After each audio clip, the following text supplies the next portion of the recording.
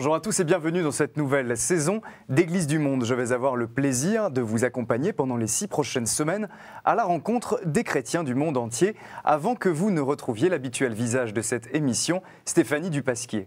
Cette semaine, Église du Monde met le cap sur le Liban. Le pape Benoît XVI a choisi le pays du Cèdre pour signer son exhortation apostolique et la rendre publique à l'issue de la messe du dimanche à Beyrouth.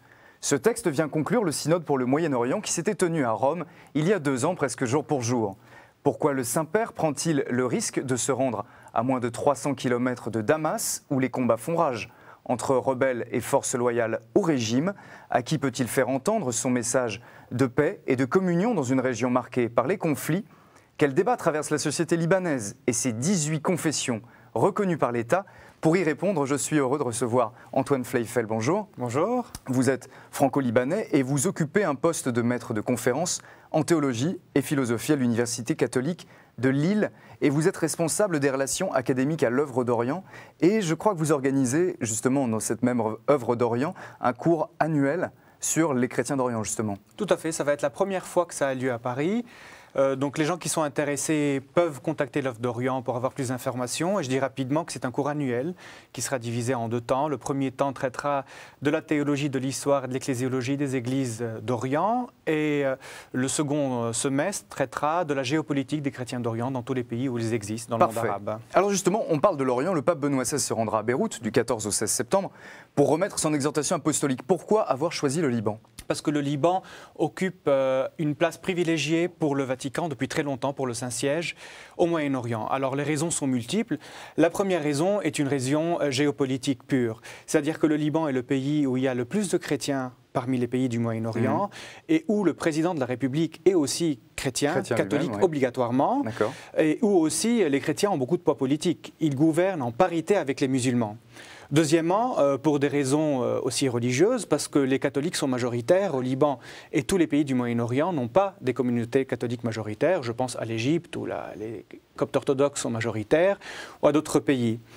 Et troisièmement aussi, parce que le Liban occupe une place centrale dans tout ce qui se passe au Moyen-Orient. Il est une sorte de passage et en plus il a joué un très grand rôle dans les relations entre l'Orient et l'Occident au 19e et au 20e siècle. C'est pour cela que passer par le Liban est pour le Saint-Siège de la plus grande importance. Alors vous avez dit qu'il est un passage, mais pas seulement. Le pape Jean-Paul II disait du Liban en 97 lorsqu'il s'y est rendu qu'il était plus qu'un laboratoire de convivialité, cette convivialité dont vous avez parlé entre les communautés, qu'il était un message. Pourquoi ? Il était un message, il est toujours un message, parce que dans le Liban, les chrétiens et les musulmans ont réussi à bâtir une patrie ensemble. Et ce vivre ensemble, il existe toujours ? Il existe toujours, bien sûr, parmi la communauté. Même si la guerre libanaise a mis un peu à mal ce vivre ensemble, il me semble que c'est dépassé de loin. Et les tensions qui existent au Liban, maintenant, les tensions politiques, sont loin d'être des tensions islamo-chrétiennes.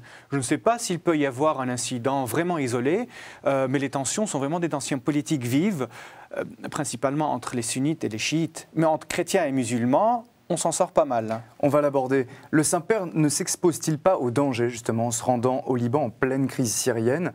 On entend les bruits de bottes et de canons à quelques kilomètres de la frontière. On peut se rappeler qu'en 1994, Jean-Paul II avait même dû annuler son voyage sur place à la dernière minute face au risque d'attentat. Il s'expose au danger. Et peut-être que ce danger dépasse la personne du pape, parce que vous pouvez bien vous imaginer qu'une telle visite entraînera un grand mouvement de foule.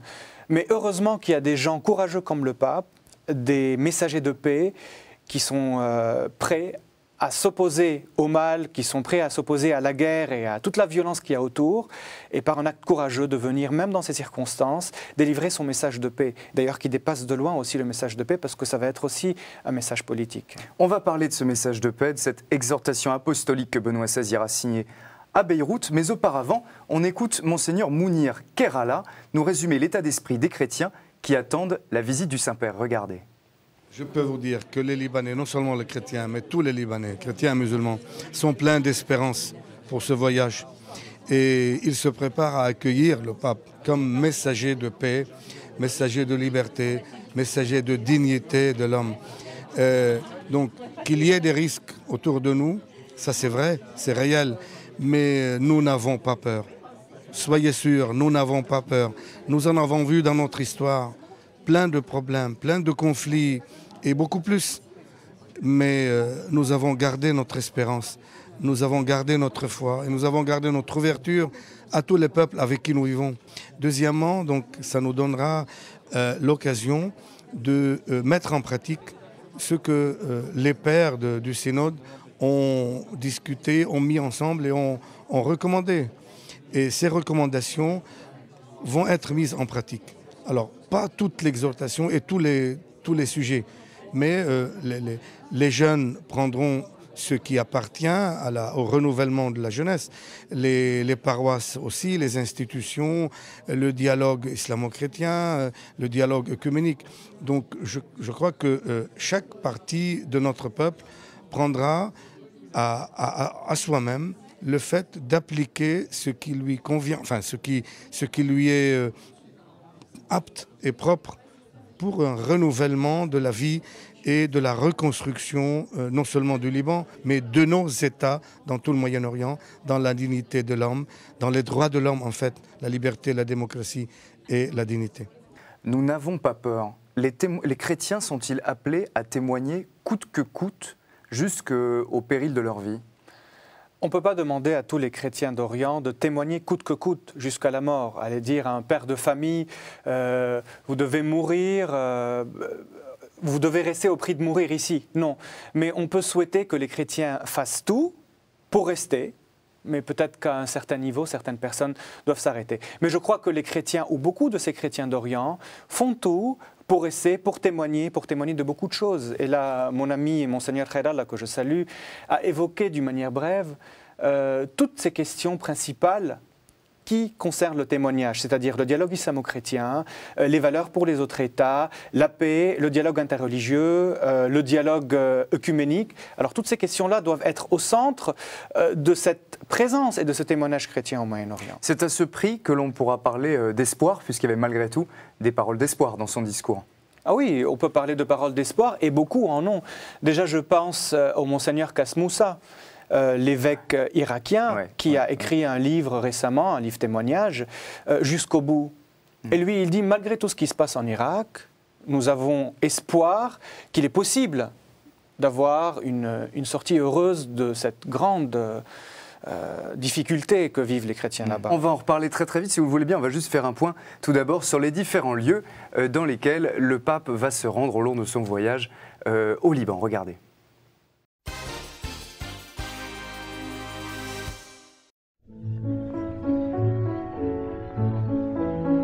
Un message pour le monde. C'est ainsi que Jean-Paul II avait défini le Liban lors de sa visite en 1997. 15 ans sont passés et à nouveau le successeur de Pierre s'apprête à se rendre au pays du Cèdre. Un peu plus de 4 millions d'habitants, dont plus d'1 million vivent dans la capitale, Beyrouth. Une présence chrétienne importante avec une église maronite majoritaire et de très nombreuses autres communautés représentées de façon plus modeste, composent près de 40% de la population totale. L'ordre de l'État libanais reflète les équilibres religieux. La moitié des parlementaires, 128 au total, et la moitié des ministres sont chrétiens, l'autre moitié musulmans. Selon la Convention constitutionnelle, le président de la République est chrétien, le Premier ministre est un musulman sunnite, tandis que le président du Parlement est chiite.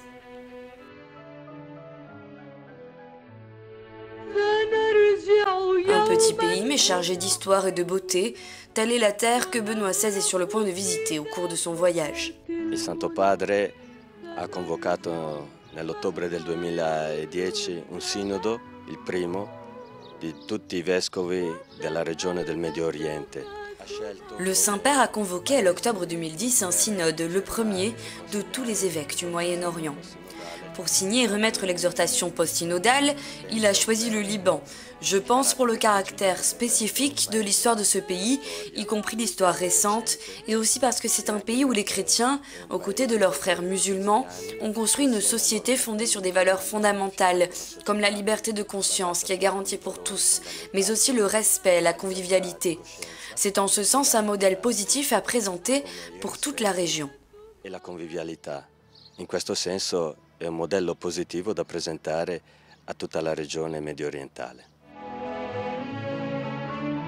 La signature de l'exhortation post-synodale aura lieu ici, dans la basilique grecque catholique d'Arissa dédiée à Saint Paul.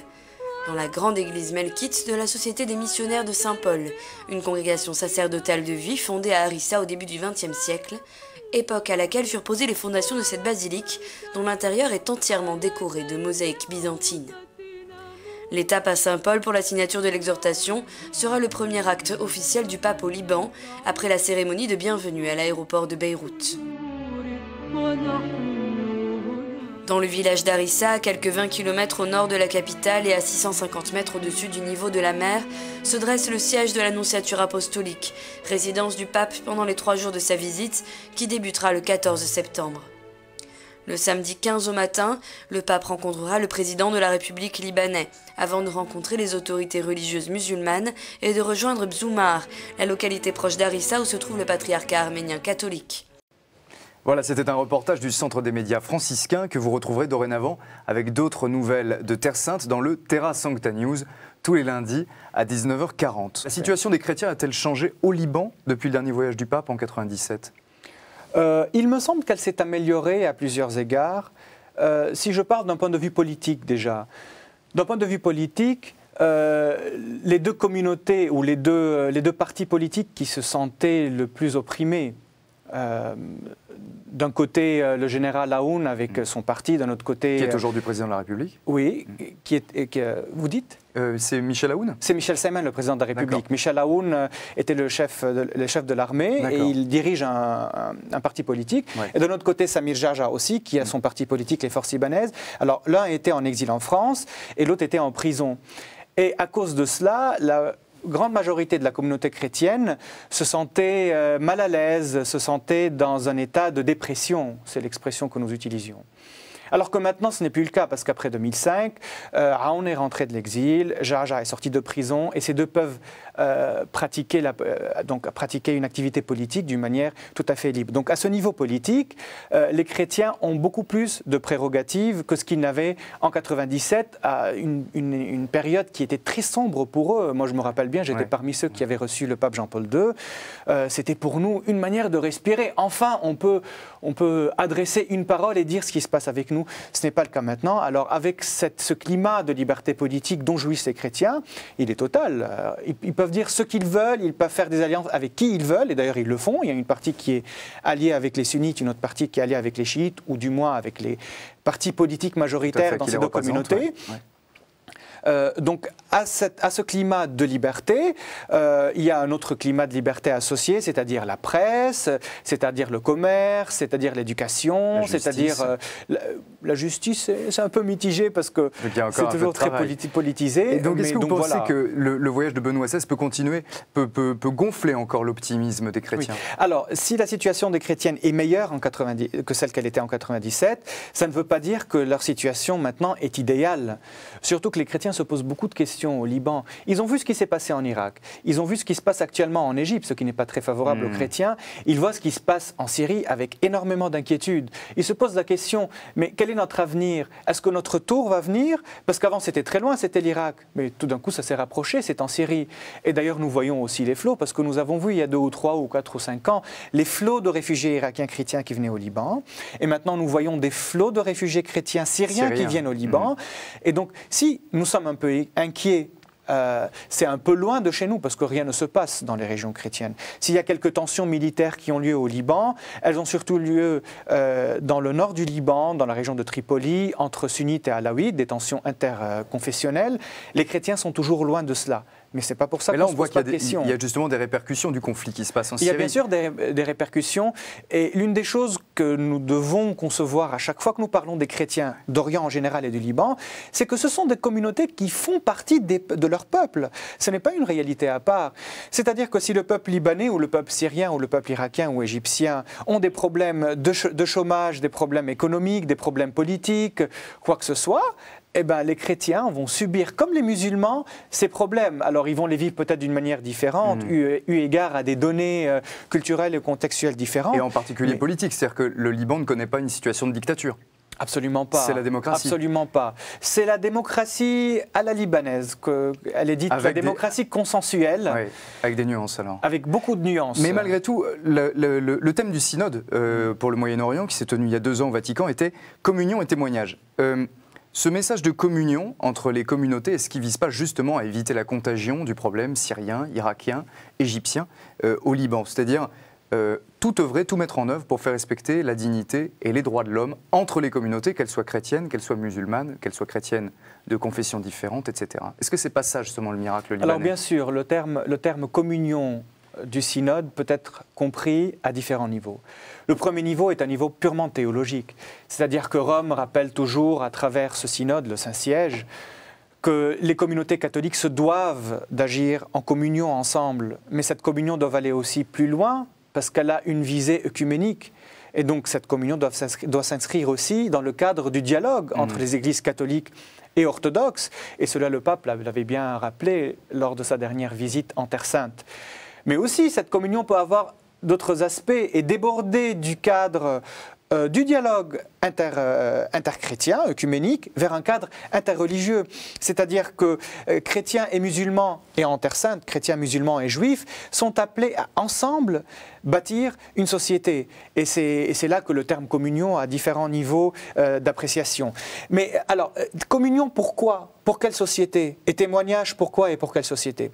Les chrétiens d'Orient, et bien sûr avec eux tous les chrétiens du monde, mais je parle précisément de ce qui se passe actuellement, sont convaincus que certaines valeurs universelles sont salutaires pour l'homme arabe, pour le Moyen-Orient. Et lorsque je parle de ces valeurs universelles, je parle premièrement des droits de l'homme. Et pourquoi parlais-je des droits de l'homme? Parce que les droits de l'homme en Orient existent peu. Et qu'est-ce qui remplace les droits de l'homme au Moyen-Orient? Les droits des religions, les droits des confessions, les droits des communautés, mais on ne trouve pas beaucoup de droits de l'homme. Mais ce sont les droits de l'homme qui doivent primer. Et le deuxième message qui en découle, c'est la concitoyenneté. Ou c'est la citoyenneté tout court. Parce que les droits de l'homme supposent la citoyenneté. Moi, je suis citoyen du Liban, et je suis citoyen de l'Égypte ou de l'Irak, avant d'être chrétien ou musulman, ou sunnite ou chiite ou alawite ou quoi que ce soit.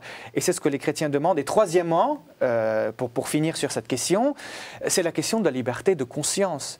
Il est vrai qu'il y a une tradition arabo-musulmane de convivialité qui donne aux chrétiens et même aux juifs, selon les textes de l'islam, la liberté de culte et la liberté de religion. Mais il n'y a pas de liberté de conscience. Si au Liban, ce n'est pas grave, c'est grave dans d'autres pays, parce que si un musulman se convertit au christianisme, son sort il peut être très sombre. À quel niveau peut se faire ce dialogue religieux, juste pour terminer? Entre quartiers, entre familles, entre villages ou à un niveau plus diplomatique? À tous les niveaux, sans exception. Et il se fait à tous les niveaux. Déjà, si je vais commencer de la base, il se fait à niveau entre les gens. Les gens, parfois, ne font pas la différence entre un chrétien et un musulman, même s'ils savent qu'il est chrétien et musulman, nous en parlions tout à l'heure, nous sommes très sensibles à sa question au Moyen-Orient, parce que c'est le contexte, mais moi, chrétien libanais, un musulman libanais, nous avons la même culture, la même langue, les mêmes problèmes, il prie dans sa mosquée, je prie dans mon église, oui, et alors heureusement, c'est une belle diversité qui nous aide à s'enrichir, à nous enrichir les uns les autres. Donc le dialogue existe dans la rue, il existe dans les milieux professionnels, il y a un grand mélange au Liban, il existe dans les villages, il existe dans les villes. Deuxièmement, ce dialogue existe dans certains milieux académiques et beaucoup de centres de recherche au Liban s'investissent pleinement pour ce dialogue islamo-chrétien. Il y a des penseurs, il y a des théologiens, il y a des sociologues, il y a des philosophes qui essaient toujours de prêcher ou de poser les assises d'un dialogue islamo-chrétien. Alors troisièmement, à un niveau diplomatique, alors bien sûr, il y a beaucoup de couloirs que nous pouvons évoquer, mais disons que le fait que, par exemple, le Parlement libanais soit composé de 64 députés chrétiens, de 64 députés musulmans qui s'assiedent ensemble toutes les semaines, qui parlent, qui essaient de faire des lois, même à un niveau politique. Ça montre un dialogue idéal. Ah oui, alors bien sûr, il y a toujours des efforts à faire, mais nous sommes sur une bonne voie, il me semble. Les Syriens qui se sont réfugiés au Liban depuis le soulèvement de la rébellion, sont-ils un facteur d'instabilité pour le pays? Sont-ils majoritairement musulmans ou chrétiens? Alors, majoritairement, je ne sais pas, parce que ce sont tout simplement des Syriens qui arrivent. Et parmi ces Syriens, il y a des musulmans et des chrétiens. Je crois que la proportion des Syriens qui sont au Liban est la même proportion des Syriens qui existent en Syrie. Les chrétiens, ils sont à 8 ou 9%. Donc aucune raison que la distribution des pouvoirs entre les différentes communautés soit menacée? Non, absolument pas pour le moment. Mais si ces Syriens sont un facteur d'instabilité au Liban, il semble que ça pose certaines tensions actuellement. Une grande instabilité, non. Mais nous avons vu ces quelques dernières semaines qu'il y a eu certains enlèvements. Il y a eu les enlèvements. Vous avez parlé des conflits qui ont éclaté à Tripoli, des enlèvements de chiites, des enlèvements ensuite en représailles de sunnites. Les chrétiens peuvent-ils être tentés? On a entendu parler d'une enquête qui vise actuellement un ancien ministre chrétien dont on aurait soupçonné d'avoir préparé des attentats, on aurait retrouvé des explosifs dans sa voiture. Certains chrétiens sont-ils tentés aussi par la violence? Pour le moment, il ne me semble pas. Les chrétiens n'ont toujours pas oublié la guerre civile. La guerre civile qu'ils ont payée très cher, mais vraiment très cher. Je crois que c'est la communauté, il faut le dire malheureusement, qui a perdu la guerre. Et donc nous l'avons payé très cher, nous ne l'avons toujours pas oublié. C'est pour cela que je ne crois pas que les chrétiens vont dans un sens de la violence. Alors bien sûr, il y a le cas de M. Samaha que vous évoquez. Moi, avant de me prononcer, parce qu'autour de la question, il y a beaucoup d'instrumentalisation politique, d'une partie ou d'une autre, je préfère attendre et voir ce que le tribunal va dire, comment il va se prononcer, avant de faire un avis bien clair sur la question. Parce que jusque-là, tout ce qu'on peut dire relève de l'avis. Nous n'avons pas les données palpable de la chose. Donc quand le Saint-Père appelle les chrétiens à un témoignage jusqu'au bout et à une communion entre eux, c'est quasiment vital pour leur survie. Ils en ont besoin. Et si jamais il l'appelle, c'est parce que les chrétiens sont divisés. Ouais. Alors, comment lire cette chose ? Est-ce que cette division est salutaire pour eux parce qu'elle les empêche d'être un seul bloc et de s'opposer aux deux autres blocs et qu'elle leur permet d'être un pont entre les deux autres blocs et un facteur d'apaisement ? Ou est-ce que cette division les empêche d'être une forte communauté qui peut s'imposer, qui peut avoir son propre agenda politique? Alors, pourquoi opter? Je crois qu'il y a un peu de vérité dans les deux. Les Libanais sont-ils confiants? Ont-ils peur de l'avenir? Ça dépend. Il y en a qui sont très confiants, qui ont une grande foi religieuse, qui se disent c'est notre pays, on veut rester malgré tout. Et il y a une autre partie de Libanais aussi, qui vont se dire il n'y a plus d'avenir pour mes enfants ici, le chômage nous attaque, l'instabilité nous attaque, regardez surtout les chrétiens, ils vont après se dire regardez ce qui se passe avec les chrétiens partout, il faut partir. Alors vous trouvez de tout. Au mois d'août, on a vu des hommes en armes, encagoulés, faire la loi dans la banlieue sud de Beyrouth. Pure agitation médiatique, enfin, on n'a pas vu les autorités réagir immédiatement. Est-ce qu'elles en ont les moyens? Est-ce que cette attaque est symbolique d'un état de fait au Liban? Ce n'est pas la première fois que ça arrive, qu'il y ait de telles tensions ou des accidents semblables sans que les autorités ne réagissent. 2 ou 3 mois avant, un autre cheikh salafiste musulman sunnite avait bloqué la ville d'Osaïda pendant plusieurs semaines sans aussi que les autorités ne réagissent. Alors quels étaient les arguments qu'on nous donnait? Une réaction des autorités mènerait à beaucoup de violence ou à une quelconque guerre civile ou une guerre locale. Nous évitons. Alors peut-être que les autorités ont agi dans ce sens, mais aussi on peut se demander sur les capacités de l'autorité de pouvoir réagir. Peut-être qu'elles ne les ont pas vraiment, non seulement militaires, mais aussi politiques. Parce que le Liban, comme vous l'avez bien dit, repose sur un équilibre extrêmement fragile, surtout avec ce qui se passe en Syrie. Et heureusement qu'il y a des partis politiques qui sont en train de jouer le jeu de l'apaisement, malgré tout ce qu'on peut dire d'eux. Et on va revenir justement à cette visite du Saint-Père au Liban. Est-ce que la présence du pape peut contribuer à pacifier la région? Bien sûr. Au moins le Liban, à faire justement redescendre toute cette euphorie militaire? Bien sûr, ça peut contribuer. Alors je ne dis pas que le pape a une baguette magique et qu'il va y avoir une action politique ou militaire immédiate ou que sais-je, qui va pacifier le Liban. Mais un message de paix comme celui du pape, alors qu'autour de nous, tout le monde est en train de donner des messages de guerre, des messages de victoire ou de haine, il est fondamental, surtout que le message de paix que le pape vient donner au Liban est un message qui déborde la simple question morale ou la simple question religieuse. Parce qu'il ne faut pas oublier que le pape est aussi le chef de l'État du Vatican. Voilà, il est à la tête du Saint-Siège et que le Saint-Siège a une activité diplomatique et que cette activité diplomatique agit à partir de ce que le pape précise comme politique du Saint-Siège. Et lorsque le pape précise comme politique la paix au Moyen-Orient entre les religieux et entre les partis, il agit dans tous ses réseaux diplomatiques dans tous les pays du monde afin de faire une pression, si ce n'est morale, pour aboutir à cette chose. En 10 secondes, en conclusion, si en un mot il fallait attendre quelque chose, espérer quelque chose de la visite du Saint-Père, ce serait la paix, la rencontre entre les autres, le rejet de la haine et surtout bâtir un meilleur Moyen-Orient ensemble. Parce que le Moyen-Orient doit être bâti par tous ses enfants, par toutes les religions. Soit il est comme ça, soit il est pluriel, soit il prend source dans les droits de l'homme et dans la citoyenneté, soit il n'est pas. Merci beaucoup Antoine Fleifel d'avoir participé à cette émission et à vous tous de nous avoir suivis.